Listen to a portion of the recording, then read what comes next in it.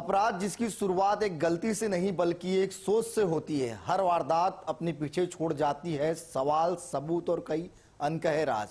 इन्हीं राजों की परत दर परत पड़ताल करता है हमारा खास कार्यक्रम ब्लैक फाइल, जहां हर फाइल में दर्ज है अपराध की सच्ची कहानी और कानून की पूरी कार्रवाई। नमस्कार, मैं हूं आपके साथ कुलेश्वर पांडे और आप देख रहे हैं black file.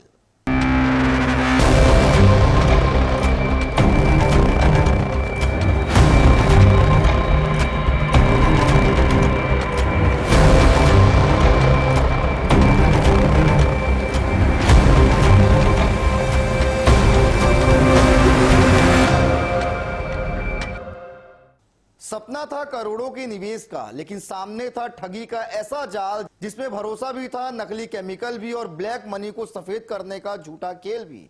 Wash and wash नाम की इस हाई प्रोफाइल ठगी में पहले भरोसा जीता गया, फिर करोड़ों का सपना दिखाया गया और आखिर में 1,13,00,000 रुपए लेकर ठग फरार हो गए। रायपुर पुलिस ने इस अंतर्राज्यीय गिरोह की 2 महिला आरोपियों को नागपुर से गिरफ्तार कर लिया है, लेकिन इस ठगी का नेटवर्क अभी पूरी तरह बेनकाब नहीं हुआ है। आखिर कैसे चलता था ये पूरा ब्लैक मनी का खेल, देखिए हमारी इस खास रिपोर्ट। 1,13,00,000 की निवेश ठगी, 2 महिला आरोपी गिरफ्तार। नागपुर से हुई गिरफ्तारी, अंतर्राज्यीय गिरोह का खुलासा। रायपुर पुलिस ने 1,13,00,000 रुपए की निवेश धोखाधड़ी का खुलासा करते हुए 2 अंतर्राज्यीय महिला आरोपियों को नागपुर से गिरफ्तार किया है। पुलिस के मुताबिक आरोपियों ने एक उद्योगपति को 45 करोड़ रुपए का निवेश दिलाने का झांसा दिया और अलग अलग बहानों से 1,13,00,000 रुपए ठग लिए। जांच में सामने आया कि आरोपी खुद को प्रभावशाली लोगों और विदेशी निवेशकों से जुड़ा बताते थे। पीड़ित को चेन्नई और नागपुर बुलाया गया, जहां नकली केमिकल और कथित विदेशी तकनीकी के जरिए काले नोटों को असली नोटों में बदलने का प्रदर्शन किया गया। फर्जी विदेशी तकनीक का झांसा, काले नोट को असली नोट बनाने का दावा, नकली केमिकल का demo, wash and wash scam. में एक धोखाधड़ी का मामला सामने आया था, जिसमें प्रार्थी उमेश कुमार सिन्हा के द्वारा फरवरी 2024 से लेके उसके एक रिन्यूएबल एनर्जी का एक फर्म स्टार्ट करना चाह रहा था, जिसके लिए उसको लगभग 45 करोड़ का इन्वेस्टमेंट चाहिए था। तो उसके लिए वो लोकल में अपना रायपुर में राकेश कौशिक के माध्यम से कुछ इन्वेस्टर्स लोगों को मिला था, जिनका नाम है दीपक सिंह, अभिषेक सिंह, योगी और अन्य लोगों से मिला था। वो लोग इन्वेस्टर्स के तौर पे इनसे मिले थे अपना प्रार्थी से, और बोले कि आप अगर 10,000 का कैश देंगे तो उसको डबल करेंगे। हमारे पास कुछ ऐसे लिक्विड्स और ये मशीन है जो ब्लैक नोट्स को, ब्लैक काला नोट को वो ओरिजिनल इंडियन करेंसी में बदल देगा। तो उसको वो डेमो देने के लिए अपना प्रार्थी को नागपुर और चेन्नई भी बुलाए थे। तो कुछ हाई एंड केमिकल्स और इसमें वो ओरिजिनल नोट और एक काला नोट सेम सिमिलर साइज का एक ब्लैक पेपर को डाल के वो उसको उसमें केमिकल में डुबा के ओरिजिनल नोट करके दिखाते थे। तो प्रार्थी उमेश जो है उसके जांच में फंस गए और उनको ऐसे भरोसा दिलाया गया कि उनके पास फॉरेन से परमिशन है और इंडियन गवर्नमेंट से भी परमिशन है ऐसे ब्लैक पेपर को ओरिजिनल नोट में कन्वर्ट करने का। तो उसी में उस जांच में फंस गए और टोटल अलग अलग ट्रांजैक्शंस में उन लोगों को 1,13,00,000 रुपीस कैश उसने दिया। और धीरे धीरे उसको पता चला कि ये जो है पूरा फर्जीवाड़ा है। उसको 1 करोड़ का कैश के बदले वो लोग पूरा ब्लैक पेपर दिए। तो वो कुछ महीने के बाद उसको खोल के देखा तो उसको पता चला कि पूरा ही वो फर्जी है। तो उसमें उसने थाना अप्रोच किया और हमसे संपर्क किया, तो तुरंत FIR दर्ज करके हम लोग इसमें जांच स्टार्ट किए। मामले की जांच में anti crime and cyber unit ने मोबाइल नंबर, बैंक खातों और डिजिटल ट्रांजैक्शन का तकनीकी विश्लेषण किया। जांच के दौरान 2 महिला आरोपियों की पहचान हुई, जिन्हें महाराष्ट्र के नागपुर से गिरफ्तार किया गया। उनके कब्जे से मोबाइल फोन, नकदी, ATM कार्ड और अन्य दस्तावेज बरामद किए गए हैं। डिजिटल जांच से मिली सफलता, नागपुर से गिरफ्तारी, मोबाइल और नकदी बरामद, साइबर ट्रैकिंग से खुलासा। तो रिसेंट और एक ट्रांजैक्शन होने वाला था, जिसमें उमेश को ये लोग जो है नागपुर बुलाए थे। तो नागपुर में हमें हमारी एसीसीयू की टीम और तेलीबंदा की जॉइंट टीम द्वारा रेड किया गया। तो वहाँ पे हमको एक 5 स्टार होटल से 2 महिला इनसे मिलके फर्दर ट्रांजैक्शन करने वाले थे। हम लोग स्पॉट में लोकल पुलिस के सपोर्ट के द्वारा हम लोगों ने उनको गिरफ्तार किया। दोनों का नाम इस प्रकार है, एक कनिज फातिमा उर्फ भावना पांडे कलकत्ता की रहने वाली है और दूसरी दीपिका पालीवाल, ये राजस्थान उदयपुर की रहने वाली है। ये 2 लोगों को हमने मौके से गिरफ्तार किया और इनसे फर्दर पूछताछ अभी कर रहे हैं। कुछ mobile phones, cash, ATM cards, Aadhaar card सबने हमने जब्त किया और इसके लिंक्स अभी कुछ बड़े ट्रांजैक्शंस और बड़े लोगों के पास भी जा रहा है। तो उसी के लिए टीम्स अभी बाहर ही है। फर्दर डिटेल्स जब पकड़ेंगे हम लोग खुलासा करेंगे। ऐसे लग रहा है कि ये लोग भरोसा जीतने के लिए पूरा हाई एंड होटल्स लेके जाके इसको जांच में लेते थे और ये प्रिलिमिनरी इन्वेस्टिगेशन में हमको ये दोनों महिलाओं ने ये बताया कि ये रिसेंटली भी लखनऊ में और एक बड़ा ट्रांजैक्शन करके दूसरा प्रार्थी के साथ भी ठगी किए हैं। तो टोटल ये लोग का कहना है कि 15 साल से ये लोग इसी काम कर रहे हैं और अभी तक कहीं पकड़े नहीं गए हैं। तो अंदाजा ये है कि करोड़ों में इनका ओवरऑल ट्रांजैक्शंस हुए होंगे। तो अभी इसमें end to end further investigation police द्वारा किया जा रहा है। पुलिस पूछताछ में ये भी सामने आया है कि यह गिरोह पिछले 15 वर्षों से सक्रिय है और नागपुर, लखनऊ समेत कई राज्यों में इसी तरह निवेश और फंड रिलीज के नाम पर लोगों को ठग चुका है। अब रायपुर पुलिस अन्य राज्यों की पुलिस से संपर्क कर पूरे नेटवर्क की जांच कर रही है। 15 साल से सक्रिय गिरोह, कई राज्यों में फैला नेटवर्क, करोड़ों की ठगी का शक, अन्य राज्यों से समन्वय। यह ठगी सिर्फ पैसों की नहीं थी, यह भरोसे, लालच और भ्रम का ऐसा जाल था जिसमें करोड़ों रुपए फंस गए। नकली केमिकल, फर्जी निवेश तकनीक और बड़े निवेश के सपने दिखाकर लोगों को शिकार बनाया गया। रायपुर पुलिस ने इस नेटवर्क के 2 कड़ियां पकड़ ली हैं, लेकिन सबसे बड़ा सवाल अब भी बाकी है, क्या इस गिरोह का असली मास्टरमाइंड अभी भी कानून के पहुंच से बाहर है? टीवी 24 न्यूज के लिए राजधानी रायपुर से कुलेश्वर पांडे की रिपोर्ट। अगर पुलिस कुछ घंटे और देर कर देती तो राजधानी रायपुर एक बड़ी डकैती की गवाह बन सकती थी। निशाने पर था शहर का नामी ज्वेलरी शोरूम। महीनों से चल रही थी रेकी, हथियार भी तैयार थे और बस वारदात को अंजाम देना बाकी था। लेकिन ऐन वक्त पर पुलिस ने ऐसा शिकंजा कसा कि पूरी साजिश धरी की धरी रह गई। रायपुर के पंडरी स्थित कल्याण ज्वेलर्स में डकैती की साजिश रच रहे 3 आरोपियों को पुलिस ने गिरफ्तार किया, जबकि 2 अब भी फरार हैं। आखिर कैसे रची गई थी करोड़ों की डकैती की प्लानिंग, देखिए हमारी इस खास रिपोर्ट में।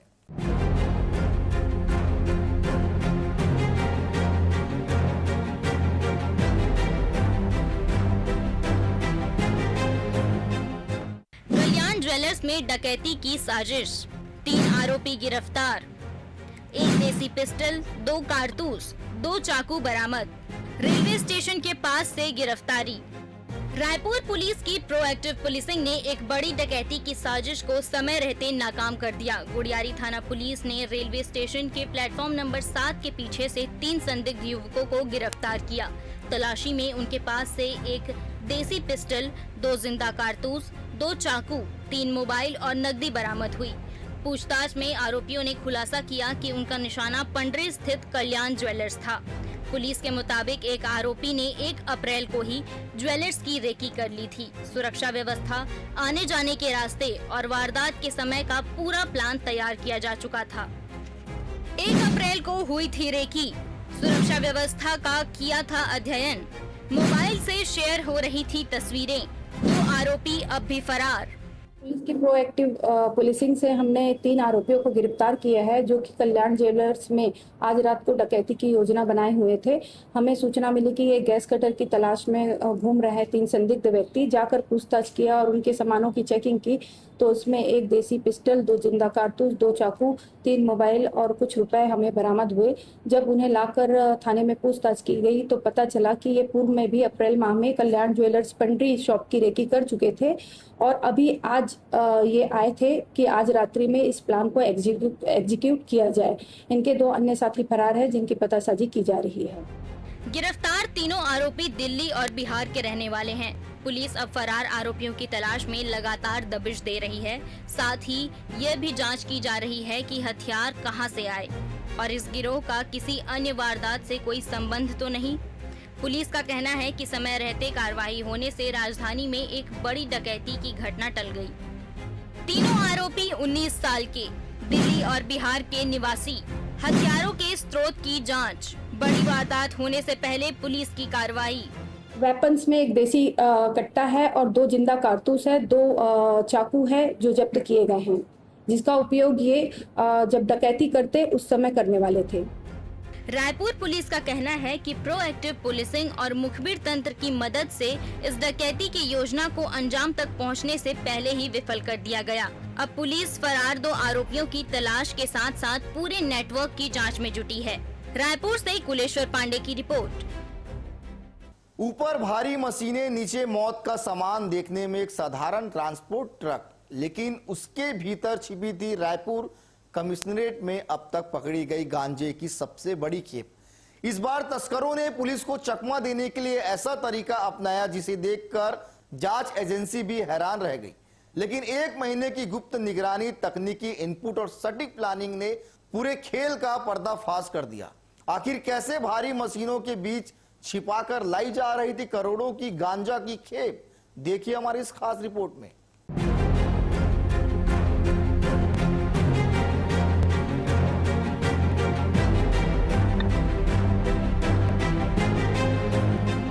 रायपुर की सबसे बड़ी गांजा बरामदगी, 191.525 किलो गांजा जब्त, 1.20 करोड़ का मसरूका, 6 चक्का ट्रक जब्त। रायपुर कमिश्नरेट पुलिस ने नशे के खिलाफ अब तक की सबसे बड़ी कार्रवाई करते हुए 191.525 किलोग्राम गांजा जब्त किया है। अंतर्राज्यीय तस्करी में इस्तेमाल किए जा रहे 6 चक्का अशोक लीलैंड ट्रक को भी जब्त किया गया है। बरामद गांजा, ट्रक और मशीनरी सहित जब्त मसरूका की कुल कीमत करीब 1 करोड़ 20 लाख रुपए बताई जा रही है। पुलिस के मुताबिक anti crime and cyber unit, anti narcotics task force और तेलीबांधा पुलिस पिछले 1 महीने से इस नेटवर्क पर गुप्त निगरानी कर रही थी। महीने से चल रही थी निगरानी, तकनीकी इनपुट और मुखबिर की सूचना। लाभांडी में नाकेबंदी, ट्रक को घेर कर पकड़ा। कल हमको पक्का इंफॉर्मेशन मिला है कि वो उड़ीसा से निकल के रायपुर तरफ आ रहा है, तो हम लोग जॉइंट टीम करके एक नाकाबंदी लगा के मौके से उसको पकड़े थे। और वो एक वेस्ट बंगाल की गाड़ी थी, तो आरोपी जो है वेस्ट बंगाल का ही रहने वाला है। तो रेगुलरली वो उड़ीसा के रूट लेके नागपुर अपना सप्लाईज लेके जाता था, तो उसी में इसने गांजे का सप्लाई भी लेके गया। हम लोग रेड करके जब देखे थे तो उसी गाड़ी में कुछ हैवी मशीनरी का कुछ लोहे का सामान भी था, उसी के अंदर ये गांजे का छुपा हुआ था। तो जब मौके पे हम लोग पूरा सीज करके जब्त करके तौल किए तो 191 किलोग्राम्स का गांजा मिला, जिसका टोटल कीमत अराउंड 1 करोड़ का है। और गाड़ी और वो लोहे का टोटल जब्ती अगर देखेंगे तो 1 करोड़ 20 लाख का है। पहली नजर में ट्रक में सिर्फ भारी मशीनरी लोड दिखाई दे रही थी, लेकिन पुलिस ने जब बारीकी से जांच की तो मशीनों के नीचे और बीच में छिपाई गई 7 बोरियां मिली। इन बोरियों में पैकेट बनाकर गांजा रखा गया था। ट्रक में सवार दोनों आरोपी पूछताछ में गोलमोल जवाब दे रहे थे, लेकिन आखिरकार उनका पूरा खेल सामने आ गया। मशीनरी के नीचे छिपी थी 7 बोरियां, पैकेटों में भरा था करोड़ों का गांजा। पुलिस की बारीकी से जांच, तस्करों का प्लान फेल। गिरफ्तार आरोपियों की पहचान मोहम्मद लाल और उसके 19 वर्षीय बेटे मोहम्मद रुस्तम के रूप में हुई है। पुलिस के अनुसार दोनों रिश्ते में पिता पुत्र हैं। पूछताछ में सामने आया कि वे ओडिशा से गांजा लेकर नागपुर की ओर जा रहे थे। मुख्य आरोपी वर्षों से ट्रांसपोर्ट व्यवसाय से जुड़ा है और इसी आड़ में तस्करी करने का आरोप है। पिता पुत्र निकले तस्कर, ओडिशा से नागपुर जा रही थी खेत। ट्रांसपोर्ट की आड़ में तस्करी, अंतर्राज्यीय नेटवर्क का खुलासा। टोटल इसमें 2 आरोपी गिरफ्तार है और वो जो है फादर एंड सन है, जो पिता और पुत्र है ये दोनों। तो 18 साल का लड़का है और उसका पिता है, तो दोनों को हमने गिरफ्तार किया। पुलिस अब आरोपियों से पूछताछ कर पूरे नेटवर्क की एंड टू एंड जांच कर रही है। गांजा कहां से लाया गया, किन लोगों तक पहुंचाया जाना था, और इस गिरोह में और कौन कौन शामिल है, इसकी पड़ताल जारी है। रायपुर कमिश्नरेट का कहना है कि नशे के कारोबार में शामिल किसी भी तस्कर को बख्शा नहीं जाएगा। एंड टू एंड जांच जारी, पूरे नेटवर्क की तलाश, सप्लाई चेन खंगाल रही पुलिस, नशे के खिलाफ अभियान जारी। तस्करों को लगा था कि भारी मशीनरी के नीचे छिपी मौत की ये खेप पुलिस की नजरों से बच जाएगी, लेकिन कानून की नजरें वहां भी पहुंच गई जहां उन्होंने इसे सबसे सुरक्षित ठिकाना समझा था। रायपुर में अब तक की सबसे बड़ी गांजा बरामदगी ने ये साफ कर दिया है कि नशे के इस काले कारोबार पर पुलिस का शिकंजा लगातार कसता जा रहा है। लेकिन सवाल अब भी बाकी है, इस खेप के पीछे छिपा असली सरगना कौन है? रायपुर से कुलेश्वर पांडे की रिपोर्ट। अंधविश्वास जिसने एक और जान ले ली। अनूपपुर जिले के जैतहरी थाना क्षेत्र में जादू टोना करने के शक में एक बुजुर्ग महिला की पीट-पीटकर हत्या कर दी गई। सबसे चौंकाने वाली बात यह है कि हत्या किसी दुश्मन ने नहीं बल्कि महिला के अपने ही भतीजे ने की। पुलिस ने मामला का खुलासा करते हुए दोनों आरोपियों को गिरफ्तार कर लिया है। देखिए हमारी इस खास रिपोर्ट में। घर के सामने मिला शव, खून से लथपथ मिली बुजुर्ग महिला, गांव में फैली सनसनी। घटना अनूपपुर जिले के जैतहरी थाना क्षेत्र के ग्राम केरहा भेलमा की है। 3 अगस्त को पुलिस को सूचना मिली कि गांव की रहने वाली रामबाई गोंड अपने घर के सामने खून से लथपथ मृत अवस्था में पड़ी हुई है। मौके पर पहुंची पुलिस ने शव को कब्जे में लेकर जांच शुरू की। जांच में सामने आया कि घटना से एक दिन पहले गांव के लोगों ने रामबाई के 2 भतीजों सुरेश गौंड और फूल सिंह गौंड को उनके साथ मारपीट करते देखा था। दोनों मारपीट के बाद घायल महिला को घसीटते हुए घर की ओर ले गए थे। अगले दिन महिला का शव बरामद हुआ। भतीजों ने की थी मारपीट, प्रत्यक्षदर्शियों ने देखा घटनाक्रम। अगले दिन मिला शव। पुलिस ने वैज्ञानिक साक्ष्यों और पूछताछ के आधार पर दोनों आरोपियों को गिरफ्तार कर लिया है। पूछताछ में आरोपियों ने बताया कि उन्हें शक था कि उनकी बड़ी मां जादू टोना करती है। उनका दावा था कि परिवार में हुई मौतों और बीमारियों के पीछे वही जिम्मेदार है। इसी अंधविश्वास के चलते दोनों ने हत्या की साजिश रची और डंडों लात घूसों से हमला कर महिला की जान ले ली। जादू टोने का शक, अंधविश्वास बना हत्या की वजह, डंडों से पीट पीट कर हत्या। आरोपियों की निशानदेही पर पुलिस ने वारदात में इस्तेमाल लाठी भी बरामद कर ली है। दोनों आरोपियों के खिलाफ भारतीय न्याय संहिता की संबंधित धाराओं में मामला दर्ज कर न्यायालय में पेश किया गया, जहां से उन्हें जेल भेज दिया गया है। हत्या में प्रयुक्त लाठी बरामद, दोनों आरोपी गिरफ्तार, कोर्ट में पेश, जेल भेजे गए। सूचना प्राप्त अपने बैंकर थाने के तहरीर अंतर्गत बैंकर नगर चौकी में ग्राम केरहा भेलमा से जानकारी सूचना प्राप्त हुई थी कि रामबाई अपनी सिद्धू सिंह गोंड की हत्या हो गई है। उक्त सूचना पर चौकी प्रभारी बैंकर नगर और मैं स्वयं अपने स्थल उपस्थित होकर के मौका का निरीक्षण किया, जिससे पाया गया कि उसके सभी रिश्तेदार भतीजे जो हैं उनके द्वारा मारपीट करके हत्या कर दी गई है। उक्त सूचना पर तस्दीक करके अपराध क्रमांक 226 कायम करके लिया गया है। अंधविश्वास की जड़ें आज भी समाज में कितनी गहरी है, इसका ये मामला एक दर्दनाक उदाहरण है। बिना किसी ठोस आधार के जादू टोने के शक में एक बुजुर्ग महिला की हत्या कर दी गई। पुलिस ने आरोपियों को गिरफ्तार कर लिया है, लेकिन ये घटना एक बार फिर सवाल खड़े करती है कि आखिर अंधविश्वास कब तक इंसानी जान लेता रहेगा। Bureau report, TV 24। एयरफोर्स की वर्दी पहनाने का सपना, परिवार की उम्मीदें और देश सेवा का जज्बा, लेकिन ट्रेनिंग के लिए रवाना होने से ठीक एक दिन पहले एक होनहार युवक की जिंदगी खत्म कर दी गई। बैतूल पुलिस ने सनसनीखेज हत्याकांड का खुलासा करते हुए मृतक के जीजा और 2 रिश्तेदार भाइयों को गिरफ्तार किया है। पुलिस के मुताबिक हत्या की वजह जमीन का लालच, पुरानी रंजिश और पहले से रची गई साजिश थी। देखिए हमारी इस खास रिपोर्ट में। एयरफोर्स ज्वाइन करने से पहले हत्या, 26 जुलाई को जाना था ट्रेनिंग। पुसली गांव की सनसनीखेज वारदात। बैतूल जिले के आठनेर थाना क्षेत्र के पुसली गांव का रहने वाला मोहित गलफट भारतीय वायुसेना में चयनित हुआ था। 26 जुलाई को उसे ट्रेनिंग के लिए रवाना होना था, लेकिन उससे एक रात पहले ही उसकी हत्या कर दी गई। इस खबर ने पूरे इलाके को झकझोर कर रख दिया। पुलिस जांच में सामने आया कि हत्या कोई अचानक हुई वारदात नहीं, बल्कि करीब 20 दिन पहले इसकी साजिश रची गई थी। मृतक की बहन ने प्रेम विवाह किया था और पुलिस के मुताबिक उसका जीजा राजा मस्की ससुर की जमीन पर कब्जा करना चाहता था। खेत और सिंचाई को लेकर चल रहा पुराना विवाद भी हत्या की बड़ी वजह बताई जा रही है।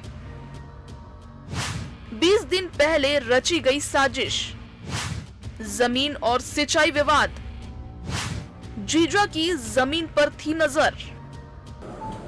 आठनेर थाना क्षेत्र में पुसली गांव में मोहित गलफट का 25 तारीख को गुमशुदा हुआ था। पुलिस ने एफआईआर की थी और 26 तारीख को डेड बॉडी मिली थी। डेड बॉडी में उसके गले में तार लपटा हुआ था और हत्या का प्रकरण था, ये स्पष्ट था। पुलिस ने इस प्रकरण में 3 आरोपियों को गिरफ्तार कर लिया है। इसमें जो मुख्य आरोपी हैं वो उसके चाचा के लड़के हैं, एक आकाश है, एक संजय है।